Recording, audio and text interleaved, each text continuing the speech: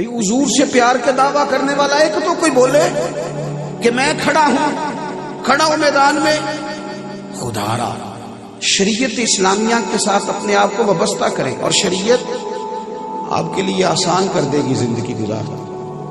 جتنے ہم الجھ گئے ہیں نا، جتنے قرضوں کے نیچے دب گئے ہیں، ایک شادی کی اور سارا خاندان قرضہ اتار رہا، یہ ہمیں آزاد کرے گا دین، ہم بچ جائیں گے۔ اور آج کی اس تقریب میں جہاں میں آپ کو لانا چاہتا تھا وہاں میں لے آیا۔ اب بات میں نے سمیٹ دینی ہے تھوڑی دیر میں، آپ میری بات پر توجہ کریں گے۔ ایک بات اور اپنی زندگی میں سمجھیں، یہ جو دین اسلام ہے نا، اس کا بہت سارا کام ابھی دنیا میں ہونا باقی ہے، بہت سارا، وہ سارا سرکار کے کرم سے ہی ہوگا۔ اور جب حضور کے غلام کو کام کریں گے تو نبی کریم کی مدد شامل حال ہوگی، اللہ کا فضل۔ 4.5 ارب کافر ہے جس کو دین کا پیغام دینا ہے، جنہیں غلط گائیڈ کیا گیا اسلام کے بارے میں۔ مسلمانوں کے اندر چند فیصد لوگ ہیں جو قرآن پاک ٹھیک پڑھ سکتے ہیں، بڑا چھوٹا سا طبقہ ہے جنہیں دین کے مسئلے آتے ہیں۔ میں اکثر کہتا ہوں کہ شادی سے پہلے اتنے دن پہلے فرنیچر کا آرڈر دیتے ہو، اتنے دن پہلے شیروانی کا آرڈر دیتے ہو، اگر 2 گھنٹے بچے اور بچی کو بٹھاؤ نا کسی دین جاننے والے عالم اور معلمہ کے پاس، تو نکاح طلاق کے مسئلے سیکھ لیں۔ 100 میں سے 95 لوگ تینوں طلاقیں اکٹھی دے کے آ جاتے ہیں، پھر کہتے ہیں جناب آپ بتائیں حل کیا کرنا ہے۔ او بھائی، اگر انہیں 2 گھنٹے ملیں یہ دین سیکھیں۔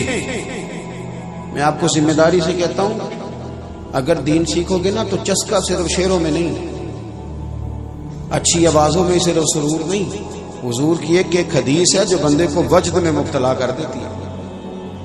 آپ کی روح سکون پاتی ہے جب سرور کائنات کی باتیں سنتے ہیں۔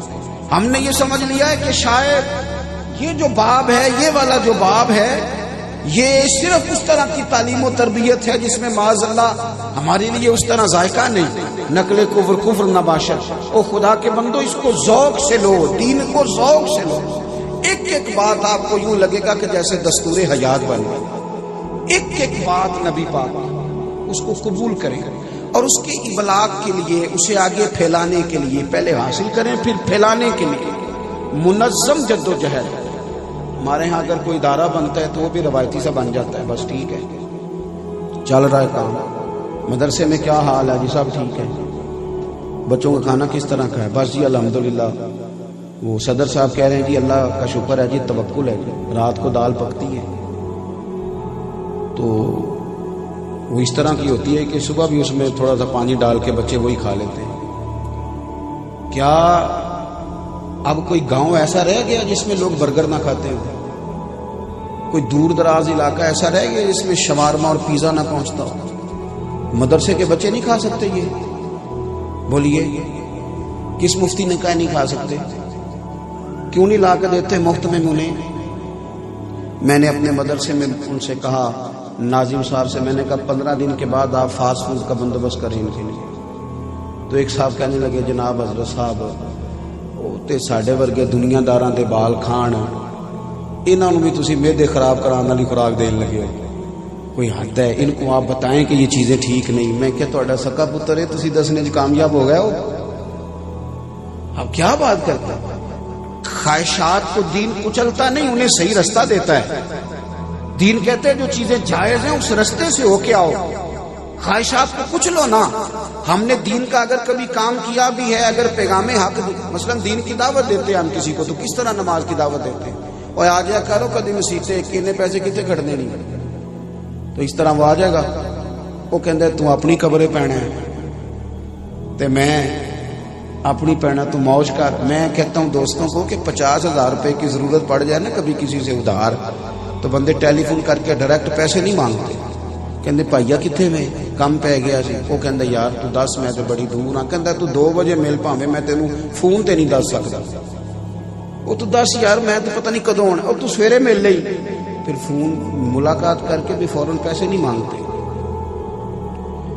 پھر بھی منت کرتے ہیں، کہتے ہیں بڑی ضرورت ہے، تیرے بغیر بات کوئی نہیں سنتا۔ اتنی جد و جہد کر کے پھر وعدہ بھی دیتے ہیں وقت پہ لوٹا دوں گا، بڑے آخر میں جا کہتے ہیں وہ 50,000 کی ضرورت تھی۔ اپنے حق میں قائل کرنا ہو تو ساری باتیں آتی ہیں، اور اگر رب رسول کے حق میں قائل کرنا ہو، دین کی دعوت کو اس کو منظم کر کے، اس میں خلوص پیدا کر کے، اس کو سونا کر کے، اور اداروں کو بڑا اعلیٰ قسم کا منج دے کے، اس میں خوبصورتی لا کے، یعنی اساتذہ کا بھی حق ہے، مدارس کے اساتذہ کا بھی، وہ اچھا لباس پہنے، وہ اچھی جگہ پر بیٹھے، اچھا کھانا کھائیں۔ جو آپ کا بھی امام ہے، آپ کہتے ہیں نا پیچھے اسے، تو آپ کا امام ہے نا، تو اگر امام کے اور مقتدی کے کپڑے چلیں اس کے اچھے نہیں تو ایک جیسے ہو جائیں تو کوئی حرج ہے؟ لیکن وہ تو سارا محلہ تفتیش کرتا ہے بھی موٹر سائیکل کتوں لے لیں، یہ کیا مطلب چکر چل گیا، اس نے موٹر سائیکل خرید لی ہے؟ تھوڑا سا دین کے معاملات کو ہم نے منظم کرنا ہے، اور وہ سارے ذرائع آپ دیکھیں، یہ ہمارا حالانکہ کوئی بہت اچھا نظام نہیں ہے ملک کا نظام تعلیم، لیکن اس کے اندر کتنے اخراجات ہیں، اساتذہ کے علاوہ آپ ملازمین گنے تو گن نہیں سکتے، تو ہم جس نظام کو لے کر چل رہے ہیں اللہ کے فضل سے بڑا کام ہو رہا ہے، لیکن اس کو منظم کریں، اس میں درد پیدا کریں، اس میں شوق پیدا کریں۔ پرانے جتنے مدارس تھے وہ علماء نہیں بناتے تھے، علماء پڑھاتے تھے، مدارس تو نواب بناتے تھے، سیٹھ صاحب بناتے تھے، عالی شان مدرسہ بنا کے عالم سے کہتے تھے آئیے اور پڑھائیے، آپ کو کوئی دقت نہیں ہوگی، کچھ نہیں کرنا پڑے گا، آپ بتائیے کون سی کتاب چاہیے ہم فراہم کریں گے۔ بڑے بڑے لوگ یہ کام کرتے تھے، اس میں درد لائیں۔ میں نے بات سمیٹنی ہے، ایک گویا تھا، اس کا نام زازان تھا، آواز بڑی سریلی تھی۔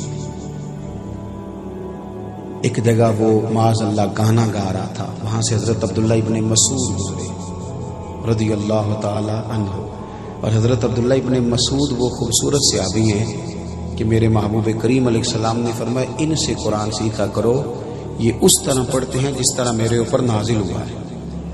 اتنا خوبصورت آدمی۔ حضرت عبداللہ ابن مسعود وہاں سے گزرے تو وہ گویا گانا گا رہا تھا، آپ کے کانوں سے آواز ٹکرائی، ٹھہر گئے، رک گئے۔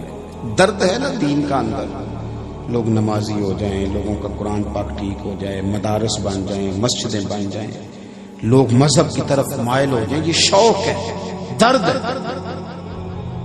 یہ بھی اسی رشتے کی عکاسی ہے جو نبی کا امتی کے ساتھ ہے، دین سے بھی اتنا ہی گہرا رشتہ ہے۔ حضرت عبداللہ ابن مسعود رضی اللہ تعالیٰ عنہ رک گئے اور ٹھنڈی آہ بھری، اور جملے کس طرح کے ترتیب پائے، فرمانے لگے کتنی سونی آواز ہے، کاش یہ قرآن پاک پڑھتا، کتنی سونی آواز ہے۔ یہ اس طرح کا درد اگر دعا بن جائے نا کسی کے لیے تو بڑے جوانوں کا کام بن جائے، بڑے سارے۔ اللہ تعالی رحم فرمائے اور قبول ہو جائیں یہ جملے، کہا کتنا درد ہے۔ آپ نے یہ بات کی اور بات کر کے آگے تشریف لے گئے۔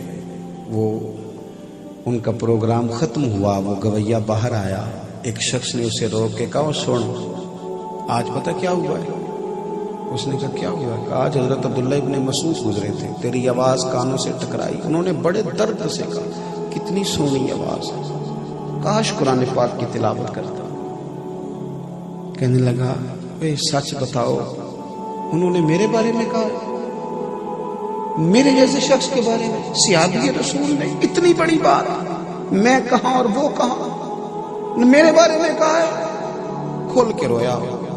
نے کہا ہاں کہا بھی ہے اور بڑے درد سے کہا ہے۔ دیکھو وہ درد جب ہو تو وہ کہاں کہاں، کوئی بیٹھا ہوا مجھے دور دعا دیتا ہے، میں ڈوبتا ہوں سمندر اچھال دیتا ہے۔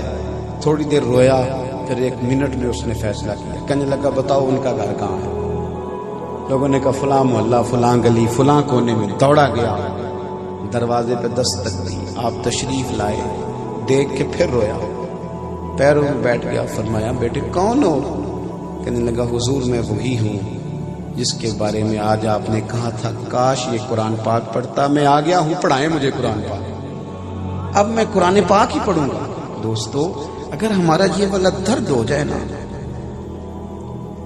واز رہ گئے، تقریریں لمبی رہ گئیں، اس میں نصیحت کم ہو گئی، بہت اچھی آوازیں، یہ سارے کام بڑے اچھے ہیں، بڑے عمدہ ہیں، کوئی کسی انداز میں بھی دین کی بات کرے، لیکن اگر ہم سارے تھوڑی تھوڑی دعوت دینے والے بن جائیں، زیادہ نہیں تو 1 دوست کے تو مشیر ہم بھی ہوتے ہیں نا، اگر اسے تھوڑا تھوڑا لائیں، مسجد کی طرف مائل کریں، مشکل کام نہیں، آپ کو 3-4 دفعہ کہنا پڑے گا میرے ساتھ چل، پھر ایک وقت وہ آئے گا کہ وہ آپ سے کہے گا تو میرے ساتھ چل، تھوڑا سا ایک دوسرے کا بازو تھامیں۔ نبی پاک صلی اللہ تعالی علیہ وسلم کو دین کا اتنا درد ہے کہ محبوب دن کو تبلیغ کرتے ہیں اور رات کو روتے ہیں، یا اللہ یہ ہدایت یافتہ ہو جائیں۔